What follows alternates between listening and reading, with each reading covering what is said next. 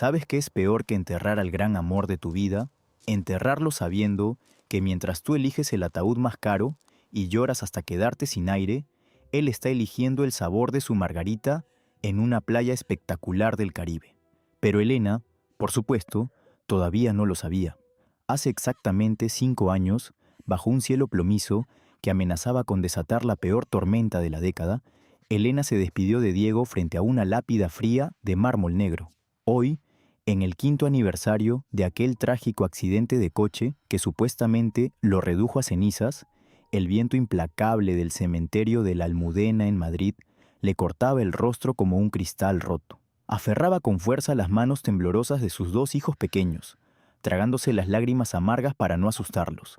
Cada día de esos 1825 días sin su marido había sido una auténtica batalla campal por la supervivencia. Una lucha agotadora por mantener a flote a su familia y llenar el vacío desgarrador que él dejó en la cabecera de la mesa del comedor. Elena colocó con suma delicadeza un enorme ramo de lirios blancos sobre la tierra húmeda. Susurró palabras de amor eterno hacia la nada, convenciéndose a sí misma de que el hombre de su vida la cuidaba desde el cielo. Si tan solo hubiera prestado un poco más de atención, habría notado que esa pesada cruz de piedra no marcaba el final trágico de una vida, sino el punto de partida de la mentira más brillante y despiadada de toda la historia. El largo luto de Elena estaba a punto de terminar, no porque el tiempo finalmente curara la herida, sino porque una rabia oscura y violenta estaba a punto de prenderle fuego a todo. Gemini Set, ese fuego de venganza aún no ardía aquella tarde gris y asfixiante en la imponente oficina del notario, apenas unas semanas después del entierro. La transición del cementerio al recuerdo de aquel día era inevitable, sobre todo porque el funeral fue de ataúd completamente sellado.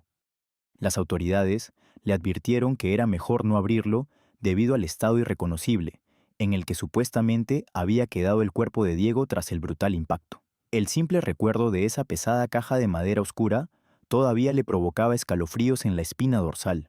Sobre la gran mesa de caoba del abogado descansaba un documento que sellaría el destino de las 3 personas involucradas: la póliza del seguro de vida de su marido. La indemnización era absolutamente astronómica, superando los 2 millones de euros. Para Elena, aquellos papeles solo representaban una fortuna manchada de sangre, billetes fríos y crueles que jamás podrían devolverle las risas al padre de sus hijos. Le repugnaba la idea de tocar ese dinero, pero justo a su lado, apretándole la mano con una devoción que parecía conmovedora, estaba Isabela, su querida hermana menor, su refugio incondicional, la misma mujer que se había derrumbado llorando a gritos, casi hasta el desmayo, sobre el sepulcro de su cuñado. Con la voz magistralmente rota por el supuesto dolor, Isabela le susurró sobre un nuevo comienzo, sobre invertir juntas en un negocio seguro para garantizar el futuro de los niños huérfanos. Hagámoslo por Diego, Elena, él habría querido que estuviéramos unidas, le suplicó, secándose unas lágrimas que, vistas en retrospectiva, sabían a puro veneno. Cegada por el luto insoportable y por una confianza ciega en su propia sangre, Elena tomó el bolígrafo de oro y firmó: transferencia internacional completada. Entregó la mitad de esa inmensa fortuna sin formular ni una sola pregunta. Lo que en aquel frágil momento creyó que era el acto más noble de amor fraternal, fue en la sombra la financiación inicial del paraíso caribeño de sus peores verdugos. La trampa maestra acababa de cerrarse y la verdadera pesadilla apenas comenzaba. 5 largos años transcurrieron desde aquel fatídico día en la notaría, marcando una distancia que parecía insalvable entre el presente y el luto inicial. El peso de criar a 2 niños pequeños en solitario había dejado profundas ojeras bajo los cansados ojos color avellana de Elena. Aquella noche de martes, después de una jornada de trabajo absolutamente agotadora y de lograr que los niños finalmente conciliaran el sueño, la casa quedó sumida en un silencio abrumador. Era su único instante de paz, ese breve y frágil paréntesis donde el mundo exterior dejaba de exigirle cosas y la soledad la abrazaba con fuerza. Se dejó caer sobre el sofá de terciopelo desgastado de su pequeño apartamento en Madrid sirviéndose una modesta copa de vino tinto para intentar adormecer el cansancio acumulado en sus hombros. Con un movimiento automático y casi hipnótico, deslizó el dedo por la pantalla brillante de su teléfono móvil, perdiéndose en el flujo infinito de las redes sociales. Las vidas perfectas, filtradas y felices de los demás pasaban frente a sus ojos como un desfile sin sentido. De pronto, una publicación colorida y rebosante de luz detuvo su pulso. Era el perfil de Carmen, una antigua compañera de la universidad que presumía de sus lujosas vacaciones en el exuberante paraíso tropical de Cartagena de Indias, en la vibrante Colombia. La pantalla mostraba una serie de autofotos deslumbrantes, playas de arena blanca, cócteles exóticos y sonrisas despreocupadas bajo el abrasador sol caribeño. Elena suspiró con cierta melancolía, dándole un sorbo lento a su copa, admirando la belleza del lugar sin tener la menor idea de que aquel pequeño rectángulo de luz digital estaba a escasos segundos de dinamitar por completo su realidad.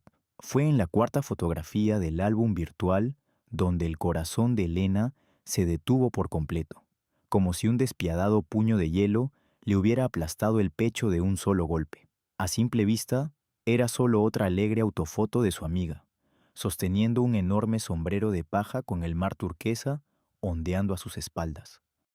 Pero el enfoque de la cámara había capturado, de forma totalmente involuntaria, una escena fascinante en el segundo plano, justo en la terraza de un lujoso bar de playa. Una pareja abrazada, riendo a carcajadas con copas de cristal en las manos, ajena a la lente que los inmortalizaba. El aire abandonó violentamente los pulmones de la viuda. Con los dedos temblando de forma incontrolable, amplió la imagen en la pantalla de su teléfono. Una vez, dos veces, hasta que los rostros borrosos se volvieron dolorosamente nítidos, desgarrando el velo de su ceguera. El mundo entero empezó a dar vueltas a su alrededor a una velocidad vertiginosa. El hombre de la foto, bronceado, musculoso y rebosante de vida, llevaba la misma cicatriz sutil en la barbilla y la misma sonrisa torcida que ella había besado 1000 veces en la intimidad de su habitación. Era Diego, su difunto marido, y la mujer que se aferraba a su cuello con una pasión ardiente, la que le susurraba algo al oído con total complicidad, no era otra que Isabela, su propia hermana, la misma hermana a la que había entregado ciegamente la mitad de la indemnización por la supuesta muerte de su esposo. La copa de cristal resbaló de las manos de Elena, estrellándose contra el suelo de madera y esparciendo un líquido rojo oscuro que parecía sangre fresca. En ese instante exacto de horror absoluto, la esposa devastada y compasiva murió para siempre, dejando paso a una fiera consumida por una sed de venganza incalculable. El eco del cristal roto resonó en el pequeño salón como el disparo de gracia a su antigua vida. Elena cayó de rodillas sobre el suelo de madera, sin importarle que los fragmentos afilados de la copa le cortaran la piel, ni que el vino manchara su ropa. Un grito sordo y primitivo, nacido de lo más profundo de sus entrañas, se ahogó en su garganta mientras clavaba la mirada asesina en la pantalla iluminada. Su mente, antes nublada por el agotamiento, comenzó a hilar a una velocidad vertiginosa cada pieza del macabro rompecabezas. Recordó las excusas perfectas de Isabela para mudarse al extranjero, justificando que España le traía demasiados recuerdos dolorosos. Recordó el supuesto éxito rotundo de su hermana en los negocios caribeños, financiado íntegramente con el precio de su propia viudez y el futuro de sus hijos. Durante 5 malditos años, había sido la marioneta perfecta en el teatro sádico de las dos personas que más amaba en el vasto universo. La habían dejado pudrirse en la miseria emocional, sobreviviendo a base de antidepresivos y trabajos mal pagados, mientras ellos brindaban con champán sobre su tumba en vida. Las lágrimas que comenzaron a brotar de sus ojos ya no eran saladas ni tristes, eran gotas de ácido puro, alimentadas por una furia tan fría y calculadora que asustaba. Con un movimiento deliberado y escalofriante, Elena se puso en pie, ignorando la sangre que goteaba de su rodilla. Limpió el desastre del suelo con una lentitud metódica, prometiéndose a sí misma, bajo el manto silencioso de la madrugada, que aquellas serían las últimas gotas de sangre inocente derramadas en esta guerra. A partir de ese preciso instante, los únicos que sangrarían serían ellos. A la mañana siguiente, el sol iluminó Madrid con una claridad insultante, pero la mujer que preparaba el desayuno para sus dos hijos ya no era la misma madre abnegada y frágil de ayer. Elena besó las frentes de sus pequeños con una ternura inquebrantable, blindando su corazón antes de dejarlos en la escuela. Su primer destino no fue la aburrida oficina de contabilidad donde trabajaba, sino una tienda de electrónica de mala muerte en los oscuros suburbios de la ciudad. Allí, pagando en efectivo y ocultando su rostro bajo unas enormes gafas de sol, compró un teléfono móvil desechable y una tarjeta de prepago internacional.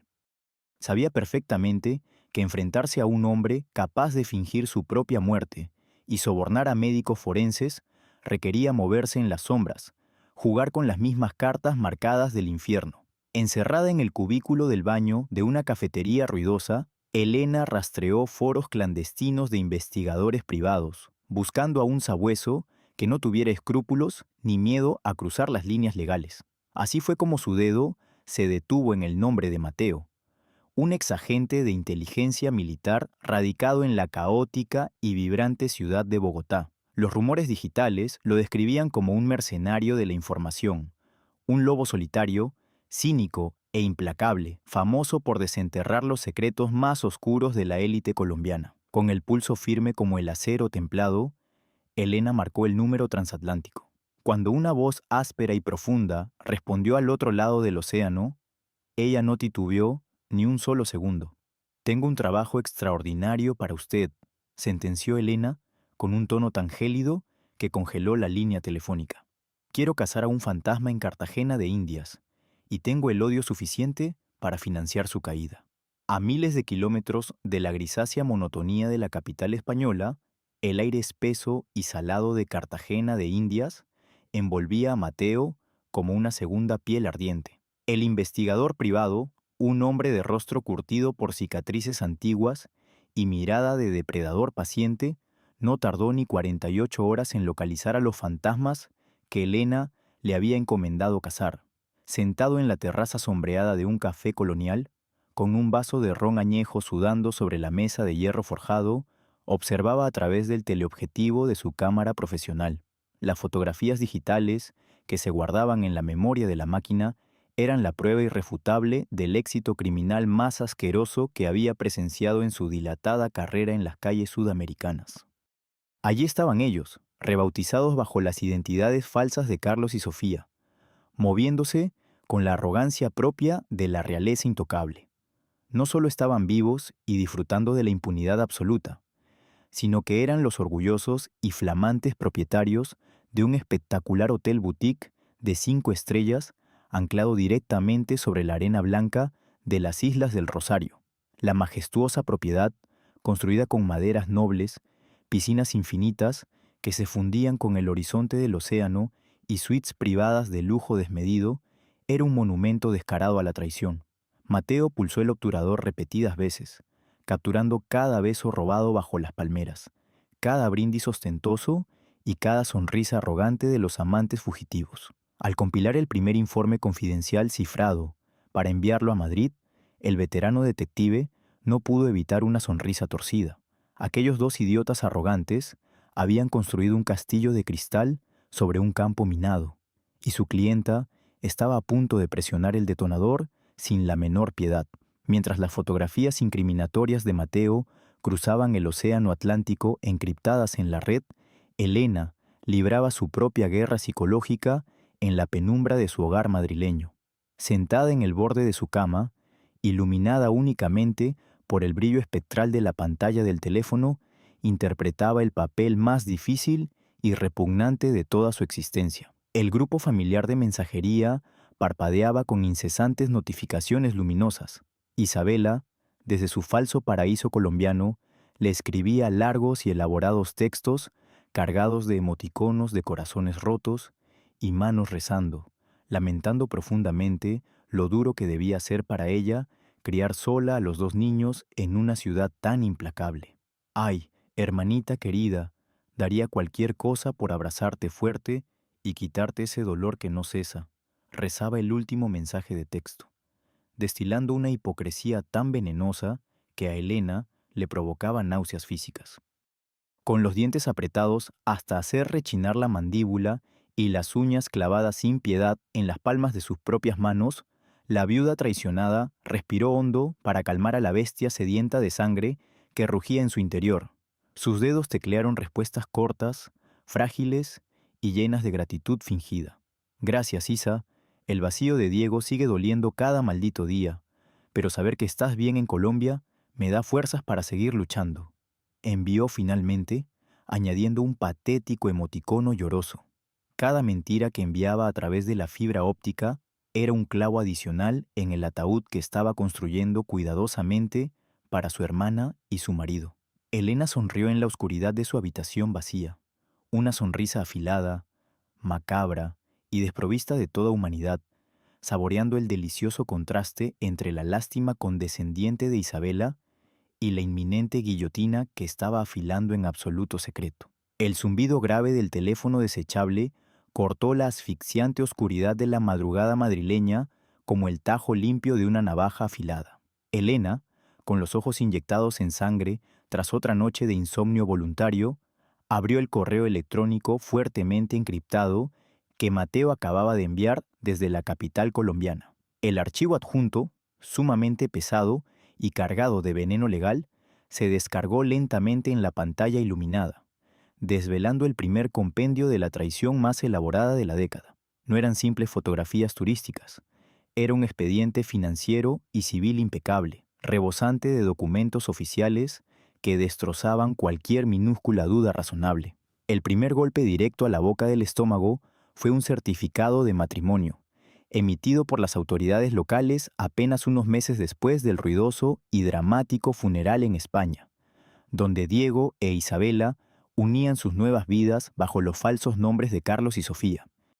Pero lo verdaderamente devastador, el filo helado que le atravesó el alma por completo, fueron los extractos bancarios internacionales.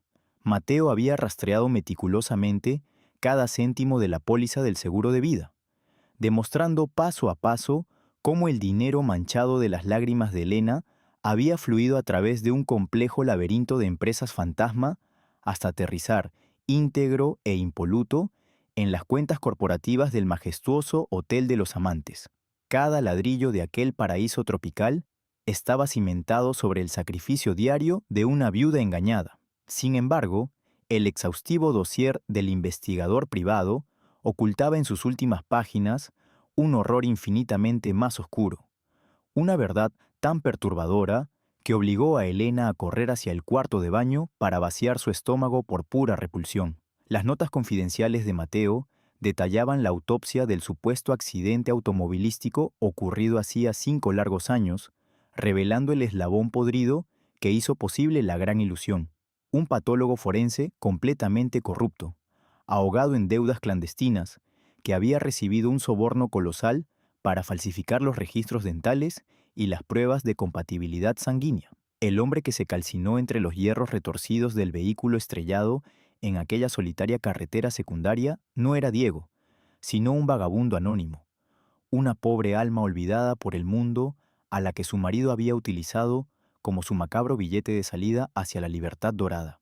La magnitud de la psicopatía del padre de sus hijos la golpeó con la fuerza de un huracán devastador. El hombre dulce que le susurraba promesas de amor eterno era, en realidad, un monstruo calculador capaz de quemar un cadáver humano para escapar con su cuñada. Apoyada contra los azulejos fríos, limpiándose la boca temblorosa, Elena dejó escapar una risa desquiciada, áspera y carente de cualquier atisbo de piedad.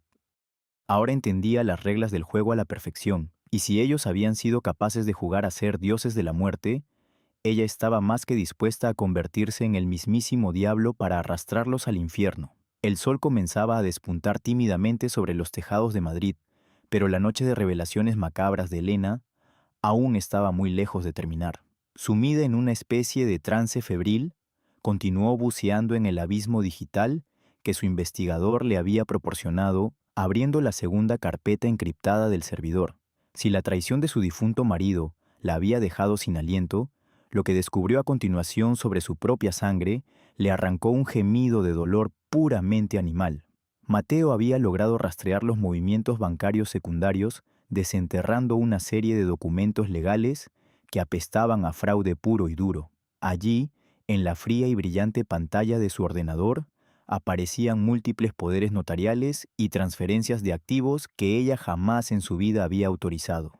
Isabela, la dulce y comprensiva tía de sus 2 hijos, había falsificado su firma con una precisión escalofriante. Aprovechando el estado de shock clínico y la vulnerabilidad extrema de los primeros meses de luto, su hermana menor había vaciado sistemáticamente sus cuentas de ahorro personales y liquidado el modesto patrimonio de sus difuntos padres, desviando hasta el último céntimo hacia oscuros paraísos fiscales en las Antillas Menores. Cada trazo falsificado era una puñalada directa al corazón de su infancia compartida, un escupitajo en la memoria de la familia que alguna vez fueron. La viuda comprendió, con una lucidez aterradora, que Isabela no era una simple cómplice cegada por el amor furtivo hacia su cuñado, sino la auténtica arquitecta de su ruina financiera, una víbora venenosa que la había abrazado en el funeral mientras le robaba el pan de la boca a sus propios sobrinos.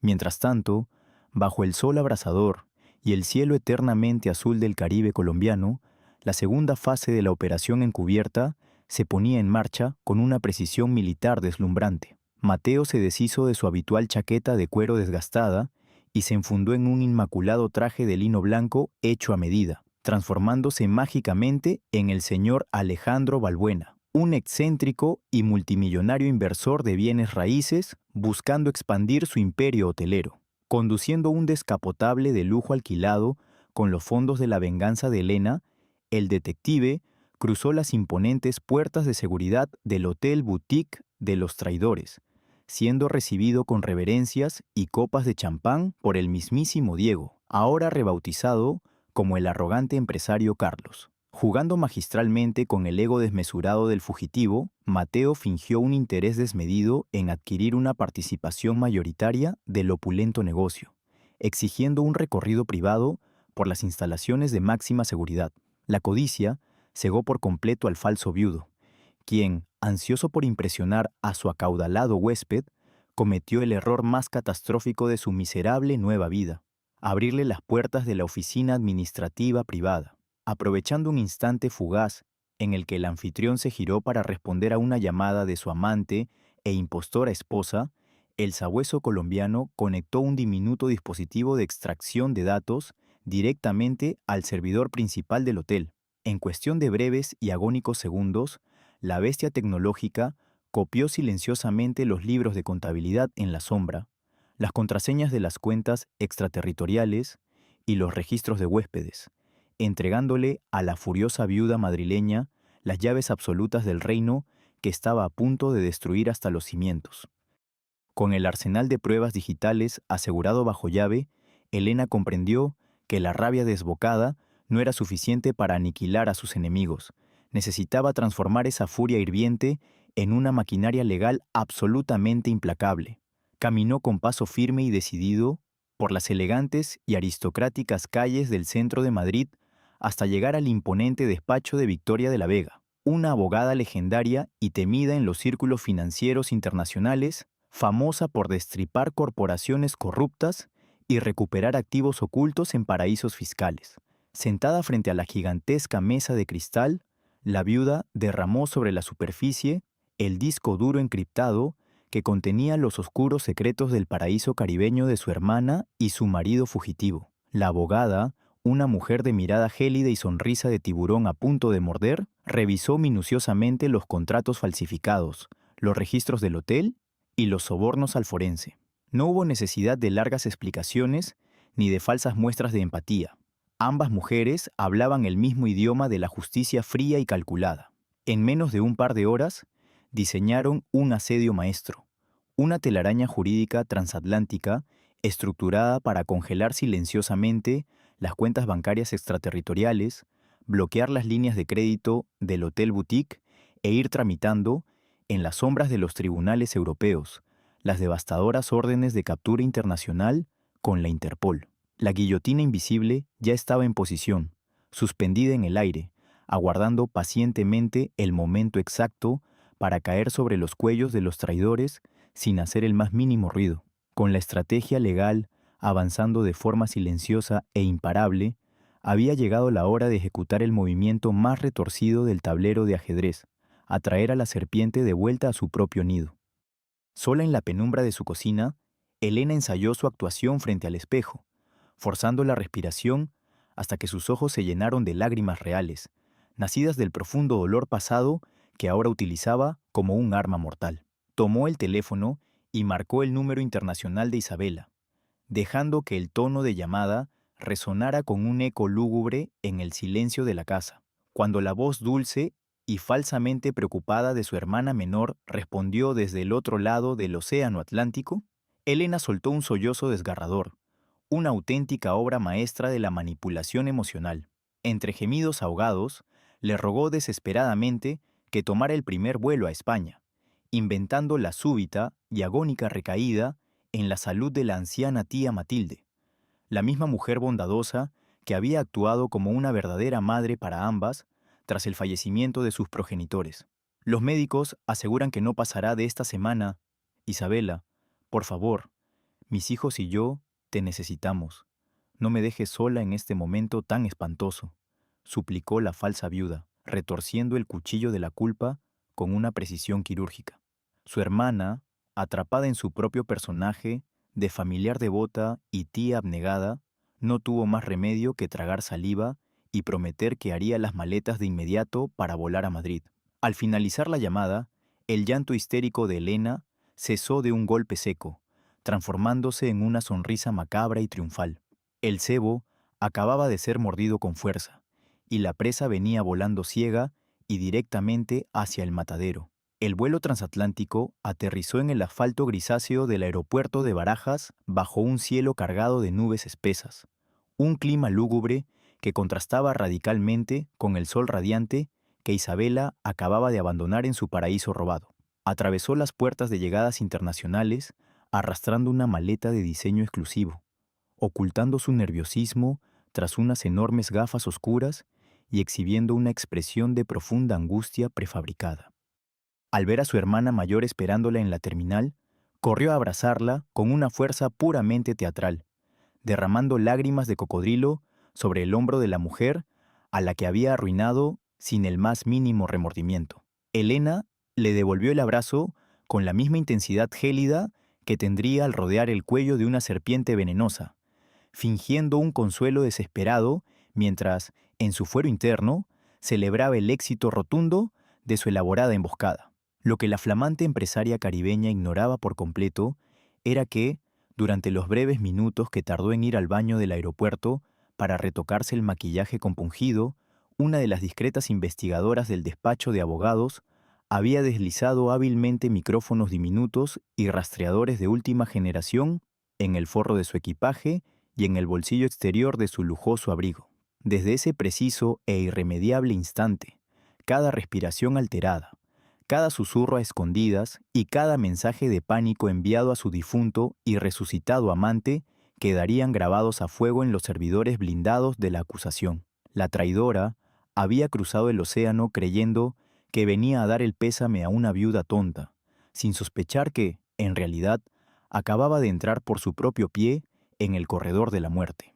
Esa misma noche, la mesa del comedor madrileño se convirtió en un sangriento campo de batalla psicológico camuflado bajo el aroma reconfortante de un guiso tradicional caliente. Los dos hijos de Elena, ignorando la monstruosa verdad que flotaba en el ambiente, abrazaban a su adorada tía con una devoción inocente que a su madre le revolvía las entrañas de pura repulsión. Cuando los pequeños finalmente se retiraron a sus habitaciones para dormir, las dos hermanas se quedaron a solas frente a unas copas de vino, iluminadas por la luz tenue y mortecina de la lámpara de techo. Con una maestría digna de la mejor interrogadora militar, Elena comenzó a tejer una red de preguntas aparentemente inocentes, indagando con un tono suave y sumamente comprensivo sobre la vida solitaria y supuestamente dura de Isabela en el extranjero.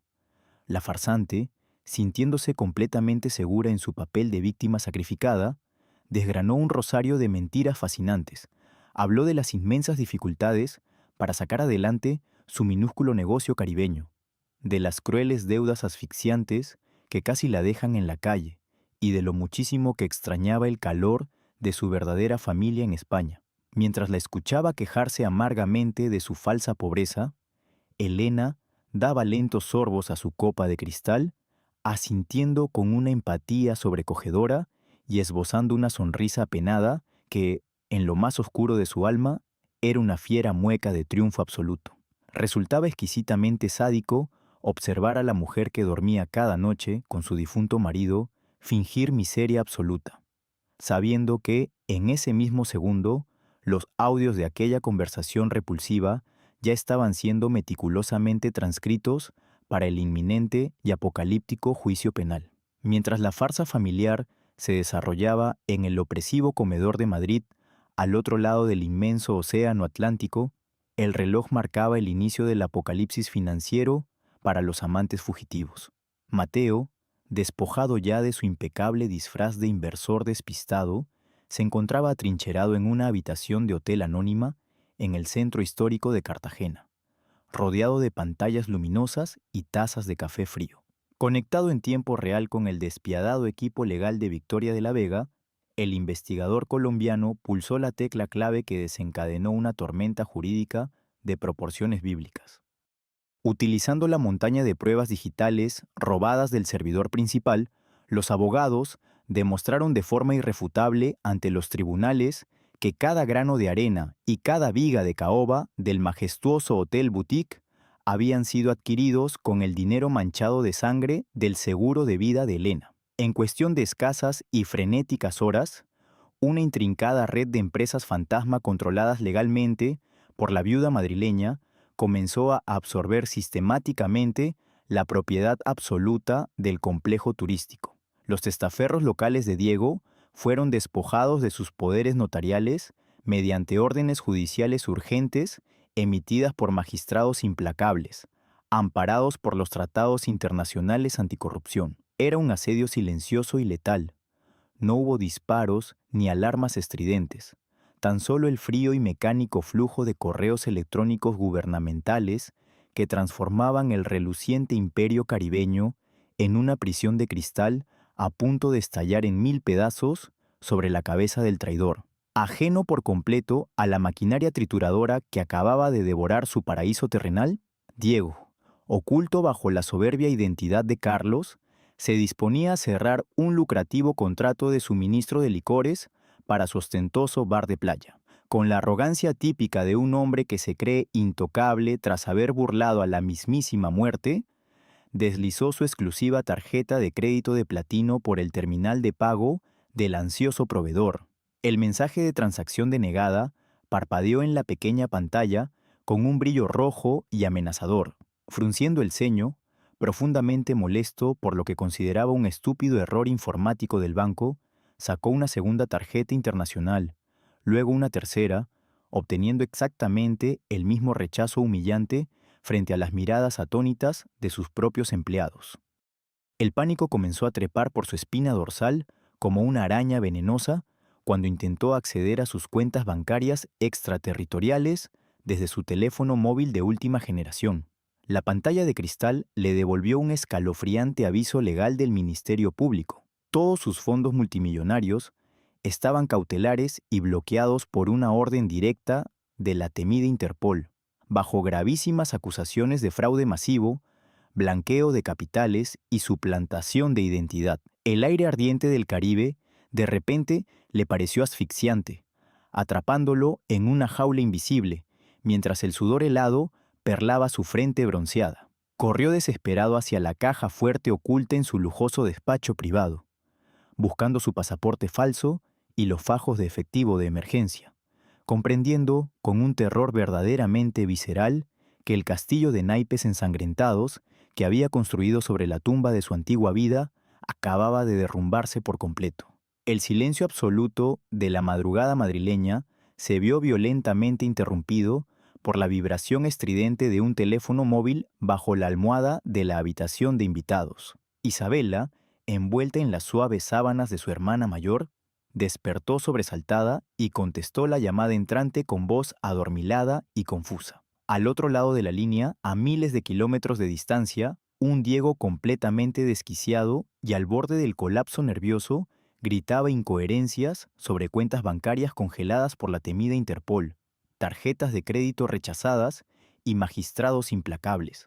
La respiración de la falsa empresaria caribeña se agitó hasta convertirse en un jadeo de pánico puro mientras escuchaba cómo el imperio de mentiras y millones robados se desintegraba en tiempo real. Lo que la aterrada traidora ignoraba era que, a escasos metros de distancia, separada únicamente por una fina pared de yeso, Elena saboreaba cada sílaba de aquella frenética conversación a través de unos auriculares inalámbricos conectados al sofisticado equipo de espionaje de su abogada. Sentada en la penumbra de su propia habitación, con una copa de vino intacta sobre la mesita de noche, la auténtica viuda cerró los ojos y sonrió con una satisfacción tan oscura y profunda que rozaba lo divino. Escuchar la voz aguda y temblorosa de su hermana menor, suplicándole a un muerto viviente que huyera inmediatamente antes de que la policía colombiana derribara las puertas del opulento Hotel Boutique, era, sin lugar a dudas, la sinfonía más hermosa y embriagadora que había escuchado en los últimos 5 largos años de luto inmerecido y miseria calculada. La llamada internacional se cortó abruptamente, dejando a Isabela sumida en un silencio sepulcral, con el teléfono apretado frenéticamente contra el pecho y el corazón latiendo a una velocidad peligrosamente mortal. Antes de que pudiera siquiera formular un patético plan de escape o asimilar la magnitud de la catástrofe financiera que acababa de aplastarlos, el pomo de la puerta de su dormitorio giró con una lentitud escalofriante. La figura erguida e imponente de Elena se recortó contra la luz amarillenta del pasillo, proyectando una sombra alargada que parecía devorar el poco oxígeno que quedaba en la estancia. Ya no quedaba ni un solo rastro de la madre compungida, frágil y engañada de la noche anterior. Sus ojos color avellana brillaban ahora con la frialdad implacable de un verdugo a punto de dejar caer el hacha sobre el cadalso. Sin pronunciar una sola palabra que rompiera la tensión asfixiante, caminó con pasos medidos y letales hasta el borde de la cama y arrojó con desprecio un objeto sobre el colchón impecable. Era una fotografía impresa a todo color, la maldita e inocente imagen de las vacaciones de su antigua amiga en Cartagena de Indias, donde los rostros bronceados, abrazados y sonrientes de los amantes traidores destacaban cruelmente en el segundo plano. Instantes después, un expediente legal del grosor de un ladrillo pesado, rebosante de sellos oficiales de la Fiscalía Europea y transcripciones íntegras de llamadas interceptadas, aterrizó con un golpe sordo y definitivo junto a la imagen incriminatoria. Isabela ahogó un grito de puro terror animal, levantando la vista llena de lágrimas genuinas hacia la mujer a la que había destruido, comprendiendo en ese interminable y agónico segundo que el fantasma de la justicia había venido a cobrar la inmensa deuda de sangre hasta el último y miserable céntimo. El eco sordo del grueso expediente al golpear el colchón aún vibraba en el aire denso de la habitación cuando el inconfundible y aterrador aullido de las sirenas policiales rasgó la quietud de la madrugada madrileña. Isabela, con el rostro completamente desfigurado por el pánico absoluto y las manos temblando incontrolablemente sobre las sábanas revueltas, levantó la mirada hacia su hermana mayor buscando un ápice de aquella antigua piedad fraterna que había explotado durante tanto tiempo. Pero en los ojos oscuros y vacíos de Elena solo encontró el reflejo helado de su propia ruina inminente. Segundos después, una serie de golpes secos y autoritarios retumbaron contra la pesada puerta principal del apartamento, seguidos del grito ronco de los agentes del Cuerpo Nacional de Policía exigiendo la apertura inmediata del domicilio. La viuda vengadora no movió un solo músculo de su rostro de mármol. Simplemente se giró con una lentitud escalofriante y caminó por el pasillo oscuro para recibir a las autoridades, dejando a la falsa empresaria caribeña ahogándose en su propio terror asfixiante. Cuando los uniformados irrumpieron en el dormitorio de invitados con las placas de identificación brillando bajo la luz mortecina, no venían a ofrecer condolencias por la agonía de ninguna tía anciana ficticia. Con un movimiento rápido y brutal que no admitía resistencia alguna, un inspector de rostro severo obligó a Isabela a ponerse en pie, leyéndole implacablemente una lista interminable de cargos penales que incluían el fraude masivo a entidades aseguradoras, la suplantación de identidad agravada y la evasión fiscal internacional.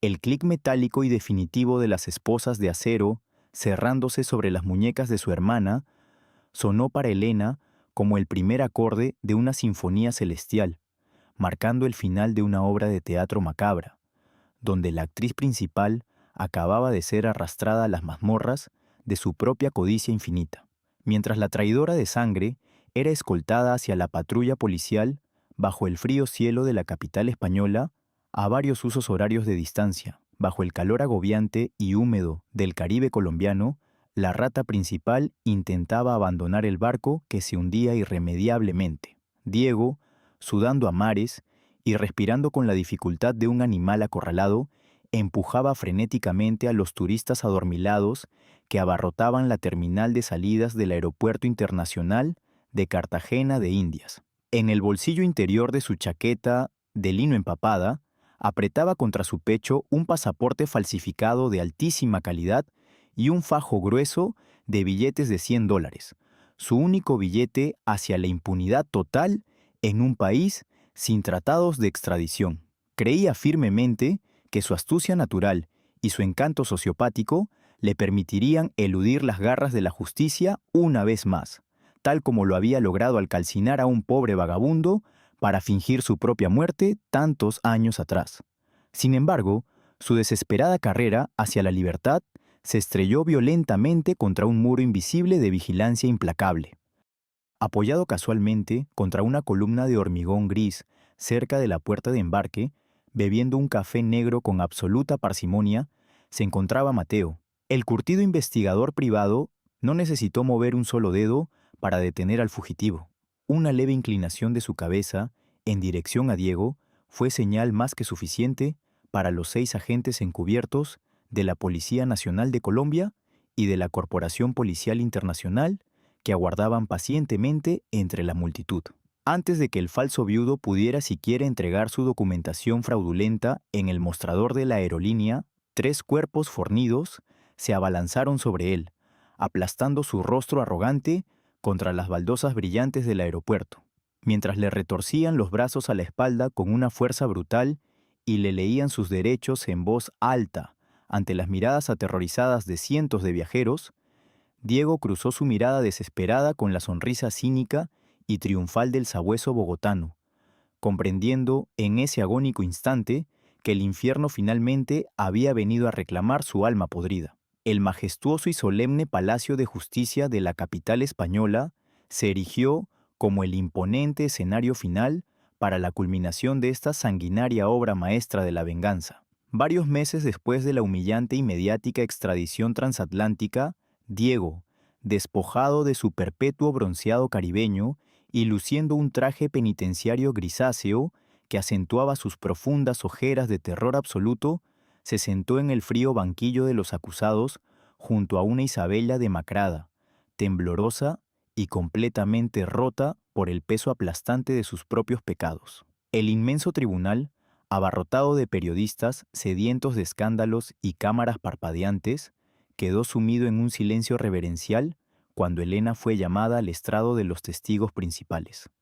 Caminó con una elegancia letal, envuelta en un impecable traje oscuro que irradiaba un poder inquebrantable, jurando decir toda la verdad ante el magistrado supremo. Con una voz firme y resonante que hizo eco en cada rincón de la sala abovedada, la viuda relató con precisión quirúrgica los 5 largos años de luto fraudulento, la falsificación macabra del cadáver calcinado, el robo sistemático de su patrimonio familiar y la repugnante doble vida de su propia sangre. Mientras desplegaba el inmenso arsenal de pruebas irrefutables recopiladas por su implacable detective colombiano, Elena clavó sus fríos ojos color avellana directamente en las miradas suplicantes de los traidores, despojándolos de cualquier esperanza de redención sin mostrar ni una sola gota de lástima ni de misericordia. En ese estrado de madera oscura, la mujer que alguna vez fue una víctima vulnerable se transmutó frente a la nación entera en una auténtica diosa de la justicia retributiva, ejecutando a sus verdugos con el arma más afilada y devastadora de todas, la verdad pura, dura y despiadadamente documentada. La sentencia condenatoria cayó sobre las cabezas de los conspiradores con la fuerza devastadora de un mazo de acero forjado en el mismísimo infierno, desatando una tormenta de aplausos ahogados en la sala del tribunal. Sin embargo, el verdadero triunfo monumental de Helena no se limitó únicamente a ver a sus enemigos llorar amargamente mientras les leían sus interminables condenas carcelarias. La victoria absoluta se materializó en el implacable campo de batalla financiero gracias a la brillante estrategia de su fiera abogada. Las autoridades judiciales europeas y sudamericanas, respaldadas por montañas de transferencias ilícitas meticulosamente rastreadas, fallaron unánimemente a favor de la viuda engañada, ordenando la restitución inmediata y total de cada céntimo robado, con intereses multimillonarios añadidos por daños morales y perjuicios agravados. De la noche a la mañana, a través de una serie de impecables resoluciones legales y embargos transnacionales, Helena se convirtió en la dueña legítima y absoluta del espectacular y lujoso hotel boutique de 5 estrellas en las paradisíacas costas de Cartagena de Indias, así como de todas las opacas cuentas bancarias que los amantes habían escondido en los diversos paraísos fiscales del Mar Caribe. La inmensa fortuna, inicialmente nacida del engaño más abyecto y repulsivo, fue purificada por la ley y transformada en un blindaje de oro macizo que garantizaría un futuro espléndido, elitista y sin la más mínima preocupación económica para sus 2 amados hijos. Aquella madre abnegada, que años atrás revisaba con angustia las monedas de su monedero para llegar a fin de mes, ahora sostenía entre sus manos las riendas de un imperio turístico de proporciones colosales, arrebatado directamente de las garras ensangrentadas de quienes intentaron destruirla. El sonido metálico, sordo y definitivo de las pesadas puertas de acero cerrándose herméticamente en la prisión de máxima seguridad, se convirtió en la banda sonora perpetua y enloquecedora para el resto de los miserables días de Diego e Isabela, condenados a pasar varias décadas pudriéndose en celdas minúsculas y separadas, despojados de sus nombres falsos, de su libertad inmerecida y de su arrogancia desmedida. Los 2 traidores tuvieron todo el tiempo del mundo para reflexionar sobre la catastrófica soberbia que los condujo directamente hacia el abismo más oscuro. Mientras ellos se marchitaban lentamente bajo las luces fluorescentes y frías del implacable sistema penitenciario, a miles de kilómetros de distancia, una brisa cálida y dulcemente perfumada acariciaba el rostro sereno y triunfal de Helena.